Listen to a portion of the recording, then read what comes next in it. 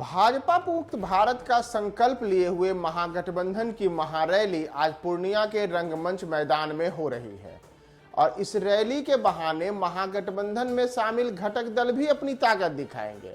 नमस्कार, मैं हूं प्रियदर्शन और आप देख रहे हैं न्यूज फॉर नेशन। और महागठबंधन में जो शामिल दलों की आपसी ताकत की हम बात कर रहे हैं वह इसलिए कि आज जब महागठबंधन की महारैली पूर्णिया के रंगभूमि मैदान में हो रही है तो इसमें न केवल भारतीय जनता पार्टी के खिलाफ हुंकार भरा जाएगा, बल्कि इस दौरान चाहे जनता दल यूनाइटेड हो, राष्ट्रीय जनता दल हो, कांग्रेस हो, हम हो या फिर तमाम वामपंथी दल हो, ये दल भी अपनी ताकत वहां पे दिखाएंगे।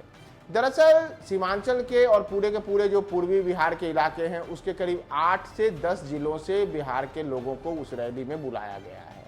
सुपौल, सहरसा, कटिहार, खगड़िया, पूर्णिया, किशनगंज, अररिया, इन तमाम जिलों से बड़ी संख्या में महागठबंधन के लोग इस रैली में शामिल होने के लिए पूर्णिया के रंगभूमि मैदान पहुंच रहे हैं। लेकिन इसमें जो एक सबसे बड़ी बात हो रही है, इस रैली में शामिल होने वाले तमाम जो लोग हैं वो अलग अलग दलों के समर्थक हैं। तो इससे जो राजनीतिक दल हैं वह भी अपनी ताकत वहां दिखा रहे हैं।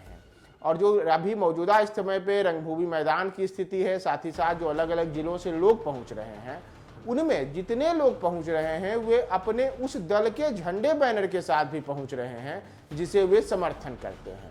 यानी कि मानिए अगर कोई राष्ट्रीय जनता दल का समर्थक है तो वह राजद का झंडा लेके आ रहा है, जो जनता दल यूनाइटेड का समर्थक है वह उसका झंडा लेके आ रहा है। इसी तरीके से कांग्रेस हो, वामपंथी दल हो या फिर हिंदुस्तानी अवाम मोर्चा हो, इन दलों के जो समर्थक हैं वह अपने दल का झंडा लेके पहुंच रहे हैं। तो रंगभूमि मैदान में आज जिस हजारों लाखों की भीड़ जुटने की बात महागठबंधन की ओर से की जा रही है, उसमें यह भी नजारा दिखेगा कि किस दल का सबसे ज्यादा सीमांचल के और पूर्वी बिहार के इलाकों में पकड़ है। हमने पिछले दिनों ही से ही देख रहे हैं कि किस तरीके से चाहे जनता दल यूनाइटेड हो, राष्ट्रीय जनता दल हो, इनके नेता अलग अलग जिलों में इस महागठबंधन की महारैली को सफल बनाने के लिए गांव-गांव घूम रहे हैं। और वे केवल घूम ही नहीं रहे हैं बल्कि जहां जा रहे हैं वहां लोगों को अपनी पार्टी का झंडा भी थमा रहे हैं। तो आज रंगभूमि मैदान में जब अलग अलग दलों के समर्थक पहुंचेंगे तो वहां यह भी दिखेगा कि किस दल के समर्थक का कितना झंडा रंगभूमि मैदान में दिख रहा है। और इससे यह भी स्पष्ट हो जाएगा कि इन इलाकों में किस दल की सबसे ज्यादा पकड़ है। तमाम जो दल हैं, चाहे राजद हो, चाहे जदयू हो, कांग्रेस हो, वामपंथी हो, हम हो, ये बड़े बड़े दावे करते रहे हैं कि चाहे सुपौल, सहरसा, खगड़िया, कटिहार, पूर्णिया, अररिया, किशनगंज, इन तमाम जिलों में हमारी पकड़ है। लेकिन किसकी पकड़ सबसे ज्यादा है यह रंगभूमि मैदान में दिखने वाले झंडों के रंग से भी पता चल जाएगा। राष्ट्रीय जनता दल लंबे अरसे से इन इलाकों में सक्रिय रही है और मजबूती के साथ वहां पे विधानसभा हो चाहे लोकसभा हो उन चुनावों में जीत हासिल करती रही है। जनता दल यूनाइटेड ने भी पिछले 15 वर्षों के दौरान इन जिलों में अपनी स्थिति मजबूत की है। वहीं कांग्रेस का यह परंपरागत वोट बैंक वाला इलाका रहा है, जबकि वामपंथी दलों के भी कई विधायक उस इलाके से चुनते आए हैं, जबकि सांसद भी वहां से निर्वाचित हुए हैं।